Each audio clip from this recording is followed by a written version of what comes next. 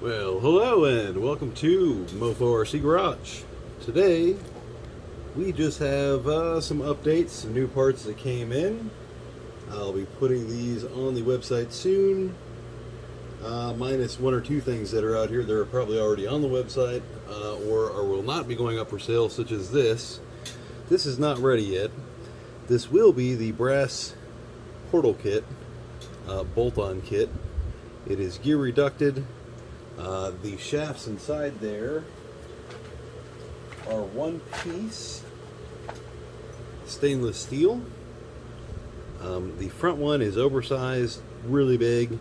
The rear ones are all just the same length all the way down, minus the gear that is part of the shaft that is all machined together. These are not like two pieces, this is all one piece. There's that.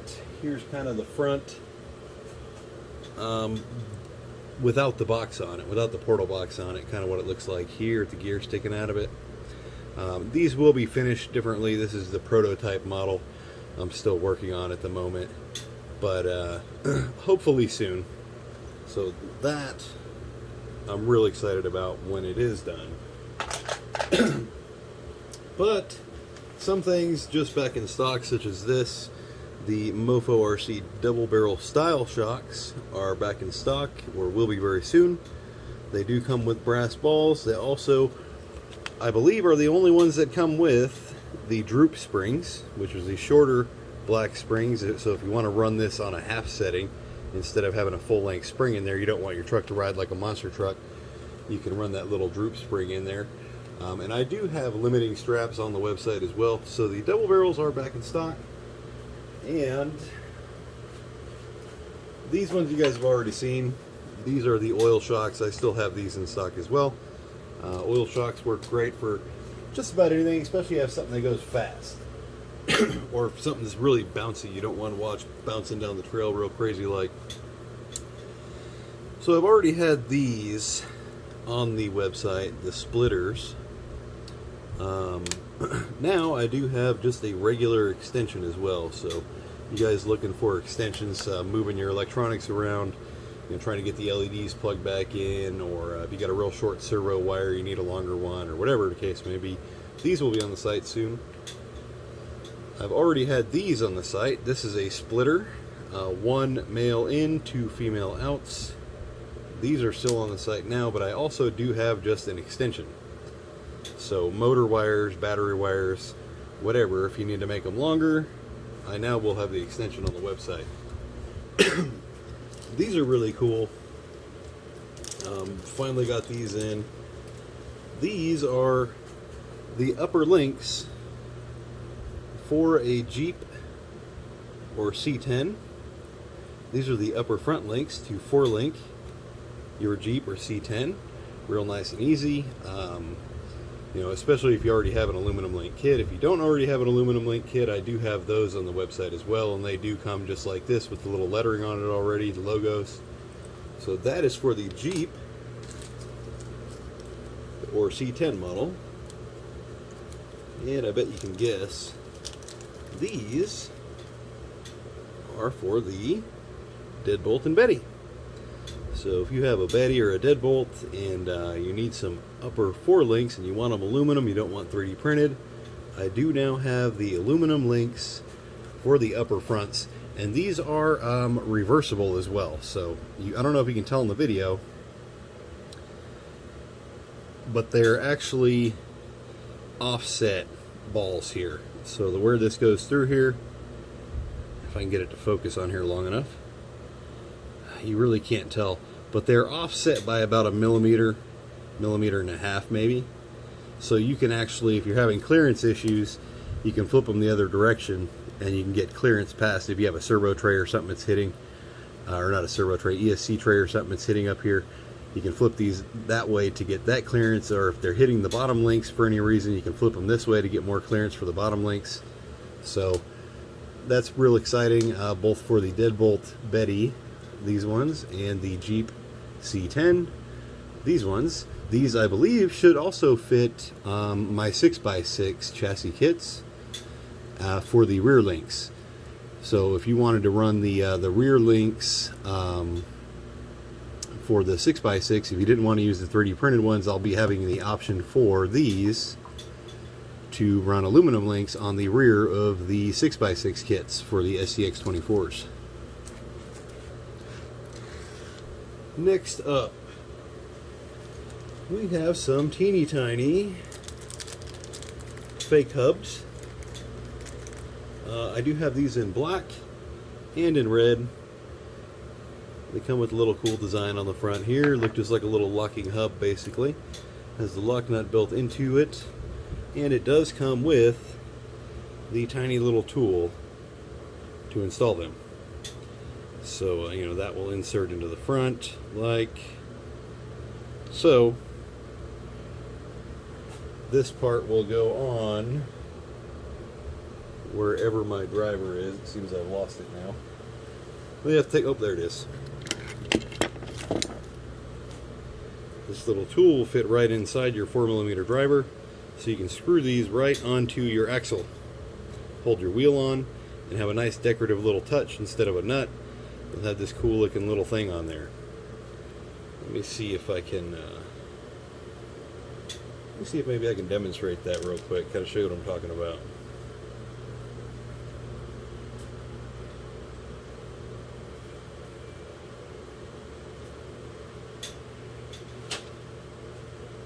Alrighty, here we have an axle, here we have a wheel. I'm going to take that off for the moment so I can take this nut off of the axle. I'm going to install the wheel on the axle. Now I'm going to use that handy little tool it comes with and screw this directly onto the wheel, like so. It does have a nylon lock nut inside there, and as anything, you don't want to over tighten them. And then you have a nice cool little hub in the middle, a lot more scale looking. And like I said, I do have that in black, and I will also have that in red.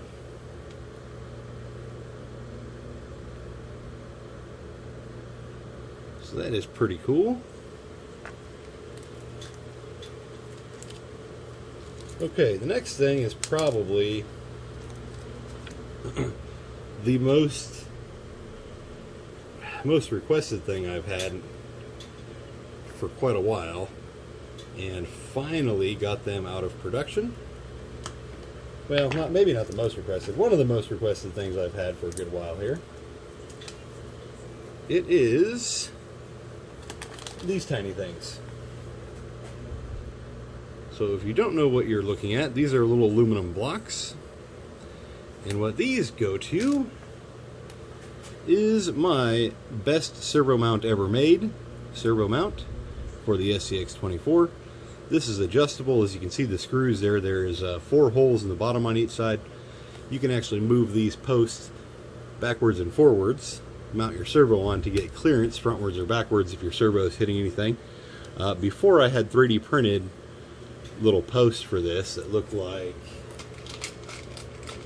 this, and they work okay, but you know, like anything, it is plastic, and when you use a really strong servo, you know, you tumble down a hill or something, these can snap. So these new aluminum ones should not ever give you a problem. They're nice, long, thick. They are threaded. 2 holes in the bottom here are threaded. This one hole goes all the way through. It is also threaded all the way through. You can adjust them back and forth like I was saying, but now the other cool thing is, if you can see, just like that link I was showing you earlier, these screws on here where they go through are actually offset as well. So now you can move these directionally to adjust your servo left or right or center.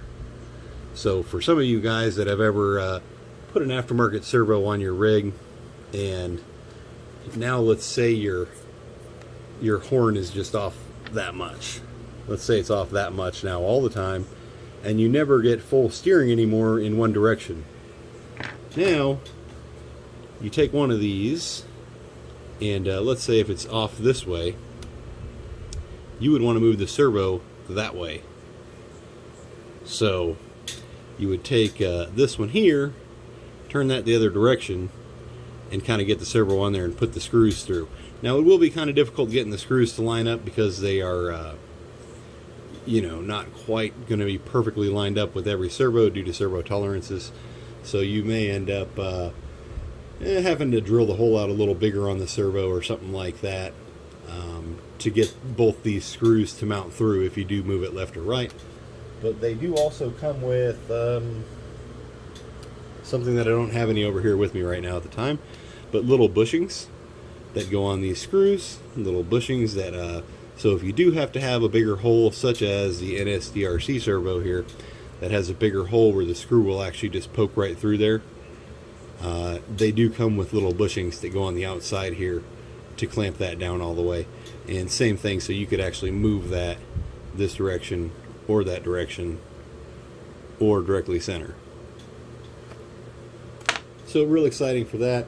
I know millions of people have been at, well, not millions, tens of people, tens of hundreds of, let's call it a billion. Billions of people have been asking for these. Finally got them. Real excited, real happy for that. I've been holding a bunch of orders, waiting for these to come in for the last couple days. So if you ordered one of these servo mounts in the last couple days and you're wondering where it's at, I have been waiting for these to come in so I can ship them with those orders. Let's see, anything else? I think that's about it. This will fit pretty much all the aftermarket servos. Here's my black label servo here. You know, like I showed earlier, the NSDRC. It'll fit the reefs. It'll fit the Emax, wherever that thing went. It will fit pretty much every servo there is out there. Plus, it's a lot skinnier now that it doesn't have those 3D printed mounts on there. So this is going to give you better frame rail clearance too. It's still not going to be perfect because the servos are just so much bigger. They do tend to hit the frame and you may have to trim a little bit of frame off. But now you will have less trimming to do because these do point inward at the top, giving you more clearance. And they're not as tall either. So you can really go in and trim down. Let's say if you installed this on here, like so here. You see it's only about halfway up the servo here. You could actually trim that whole corner of the servo post down smoother, or use some sandpaper or something, smooth that out to get more clearance for when it does come up so it does not hit the rails. I think that's it for the day. Hope you're all having a good week. Thank you for watching, and have a good night.